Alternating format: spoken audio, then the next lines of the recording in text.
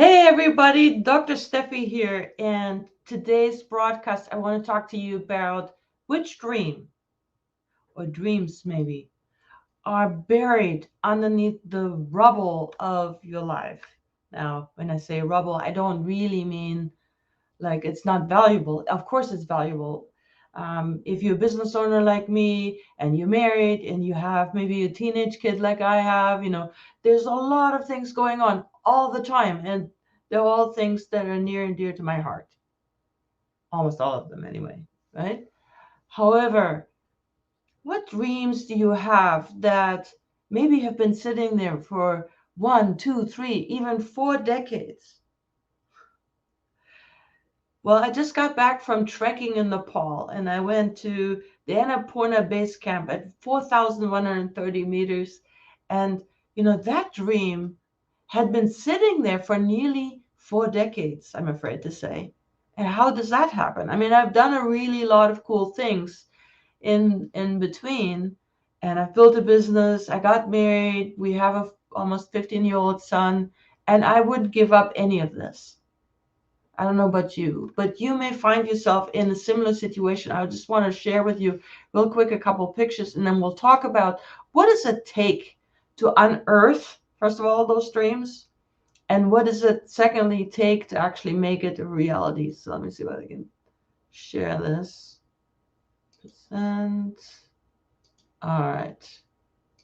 Okay. Hmm. Well, I seem to be struggling with sharing this. Okay, wait a minute here. There. All right. Okay, so this is me trekking here recently, and a couple of more pictures.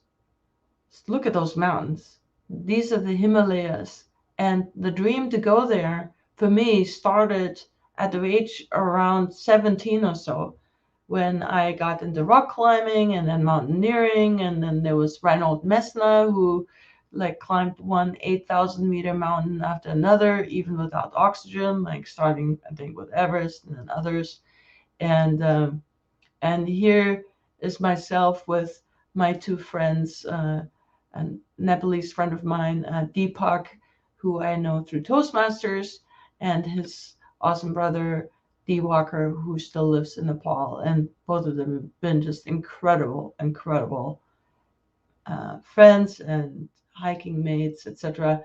And what actually also happened was, I don't have the picture at hand right now, but is I got to give a talk to a microfinance bank about Brilliance mining, which, by the way, brings me to the second part of this, which is, okay, hopefully, and I pray that hopefully this conversation will help you unearth some dreams. And then, most likely, like I did, you're going to run into some obstacles. Well, how am I going to be away from my family and my business for 2.5 weeks in this case? How am I going to do that? Right? Then there might be a money question. Then there might be, okay, what am I missing when I'm not here? Which kid related thing or spouse related thing or friend related thing or business related thing am I going to miss? But, when you really look at all these obstacles, there are ways to overcome them. And the one I want to talk to you about right now is the one that let's start with a question. What is it that in your business, let's say, people really depend on you for? Let's think about that. Are team members asking you every day questions, and they must have the answers. And if you weren't there physically, then they would call you. Or many of us work remotely nowadays anyway, and work with distributed teams where they live all over the place. So it's all happening electronically. But when you're in the mountains, you're not available. And I gotta say, I was pretty well unplugged from work for about 2 weeks or so. So how do you do that? Well, the thing is, look at first of all what people need from you. And there are things in your brain that people need, and I call that brilliance. a fancy word perhaps but it's really short for expertise, experience, and wisdom and unique knowledge that they're looking to you for. It comes from you. It's in your head, and it's not written down in at least not completely, and not in a way that people would go to that rather than go to you. And that's really what we do with brilliance mining, is we pull that brilliance out of your brain and we document it. And then we not only document it in like some boring format, but actually make it teachable in an engaging way. And really, when you think about brilliance, there's two parts to it. There's knowledge that you know, and then there's knowledge that you don't even remember And that knowledge is like the hardest to get at. It's like this deep, deep knowledge that you've acquired probably over the course of several decades, and you don't even remember that you have it. It's like driving a car. Well, if you had to write down what all is involved in driving a car, you'd scratch your head for a little while.